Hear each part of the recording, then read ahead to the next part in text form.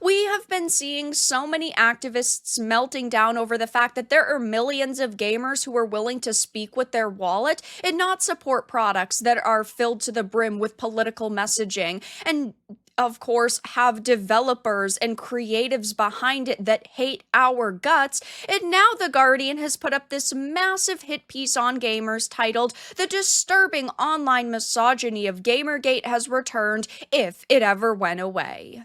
I have a few things to show off, but if you enjoy the content I create, follow me on social media, join the community in my live streams, and consider supporting through Patreon or YouTube memberships. Now, of course, GamerGate2 has been, well underway for a while at this point, and even in 2023, we saw many, many games released to a lot of backlash, even though it wasn't quite titled GamerGate2 yet. But of course, over the past couple of months, really since Suicide Squad Kill the Justice League released, we have seen a whirlwind of controversy and so many activists melting down, and that is exactly what this new The Guardian article is all about. Keza McDonald, the person who wrote it, who is a video game editor at The Guardian right now, and who is a former UK editor-in-chief at Kotaku, decided to put up this long tweet thread about it, locking their replies because, of course, they don't want to face criticism for their awful take and their general hatred levied towards gamers.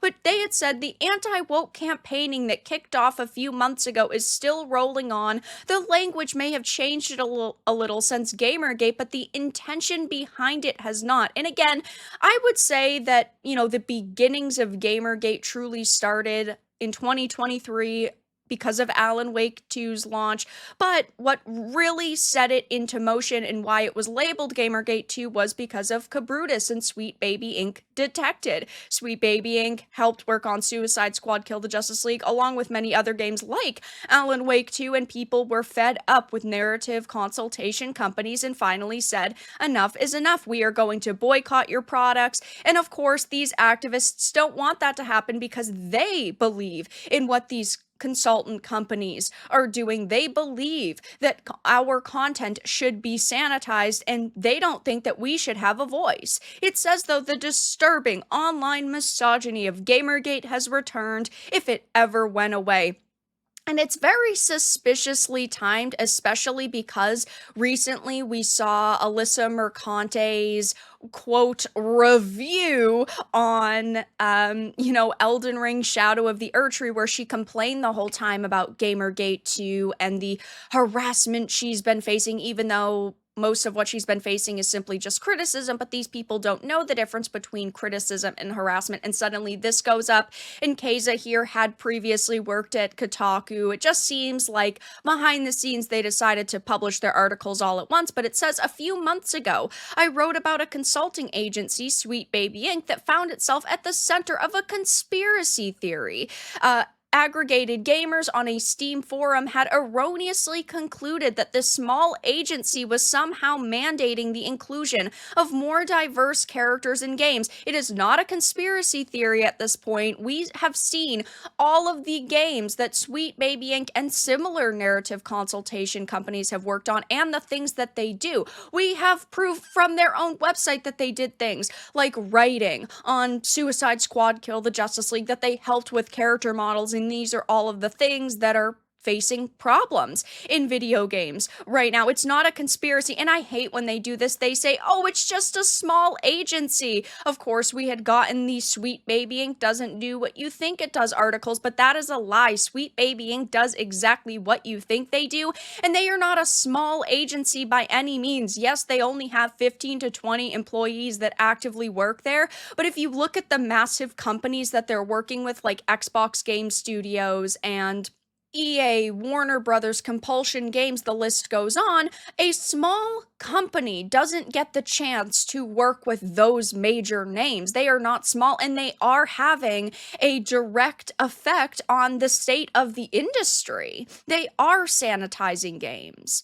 They say it was a disturbing echo of Gamergate, an online harassment campaign. That is not what Gamergate was. Gamergate was not a widespread online harassment campaign. It was about gamers speaking up about the quality of video games and journalism. It was about ethics in video game journalism primarily. And just because women like Anita Sarkeesian, Brianna Wu, and Zoe Quinn twisted it to be something else so that they could profit off of it, that doesn't mean that we all should be just calling it an online harassment campaign. Now, of course, Keza here believes this, that it was an online harassment campaign, because there were a few women who did things and said things in order to draw the ire of gamers, but really, they were just facing primarily criticism towards their actions. I mean, look at what Anita Sarkeesian did to The Last of Us. You were probably a fan of The Last of Us, and she did help consult on The Last of Us Part 2, where, of course, one of our favorite characters, Joel, is killed by the new strong woman on the block. Like, we have seen a clear pattern as to the content in video games and how it has dramatically shifted. I mean, just look at new Western titles and the way that female characters are designed now. There is no way you go back 20 years and female video game characters were this freaking ugly. I mean, look at someone like Bastila in Knights of the Old Republic. She was beautiful, but we can't have a Bastila anymore. We have to get, just the absolute garbage tier designs we're getting now. And they say the language has changed a bit because it used to just be SJWs, but now there's different acronyms like DEI and then, of course, woke. It's just like they're trying to explain to normies their version of GamerGate2 that, oh, it's a harassment campaign and this has happened before, but we're gonna stand strong against these toxic gamers. I mean, my God, these people are complete and utter narcissists. They just want people to believe them at all costs. They don't care if you're believing a fictionalized version of events. They simply care that you're listening to them. It says, though, unfortunately, the anti-woke campaigning has not led to much in the intervening months, led by, of course, the usual grifters. Of course, my channel would be one of these usual grifters, simply because I'm sitting here talking about important things and the way that the video game industry is changing for the worse. But they talk about how, Aphrodite and Hades 2 design had been talked about because, yes, all of the trailers did feature her with a more square jaw and a more masculine body. I still thought she looked relatively good, but I know there were so many people who were unhappy, and yeah, you can see a clear difference in the way that she looks now versus how she looked then. And then, of course, Elon Musk. These people hate Elon Musk. Elon had recently talked about how DEI kills art, and they wanted to bring that up. DEI does kill art. Developers should be creating what they feel passionate about. They should not be forced to go down a list and check certain boxes like we have 40% women, we have 2 female lead characters, we have a person of color who's important, there's a white cis man who's, the evil guy. I mean, they have these checklists because companies believe DEI is a way to secure more funding from companies like BlackRock and Vanguard, and that does kill art. I 100% completely believe that.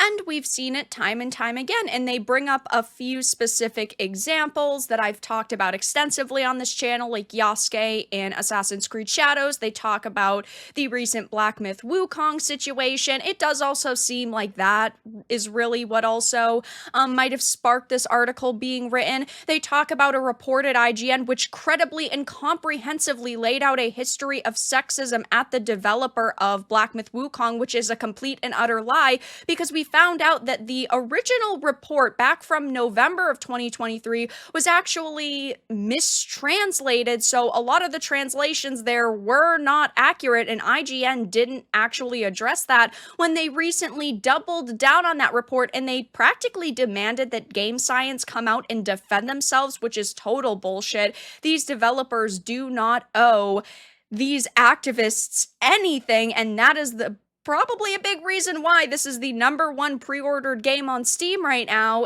and most wishlisted, because so many people are extremely excited about it, and these devs are not, bending the knee to outrage. We also heard a report recently that apparently Sweet Baby Inc. tried to extort them for $7 million after that IGN article had come out and said, hey, listen, we know you're in the middle of a controversy. If you want to pay us, we would love to basically westernize your game, and they declined. But then they talk about reactionaries on X and YouTube. Of course, I'm sure I'd fall under this category, even though I'm simply sitting here like so many other creators. We're just trying to educate you guys. I always say this. I don't tell you guys to boycott products or go out and spend your money on them, because ultimately you are an adult who can support or not support something, because you should be able to make that decision. I am simply here to educate you and help you become aware, to do research for you, when these people, these activists, constantly try to tell you to boycott something because they don't like it, because they don't believe in it, which is totally trash. I do not agree with that at all whatsoever. And that's what this article is. It's really a hit piece on all of these games, like saying you should go and buy Hades 2 because these people were angry at it, so we want to own the chuds. They talk about how Black Myth Wukong is surrounded in accusations of sexism. Of course, they use pictures of Stellar Blade. I mean, it is absolutely pathetic, the lengths that they will go to attack the industry. And this is why I do not like journos. I do not trust them. And there still are a few decent ones, but they are very few and far between.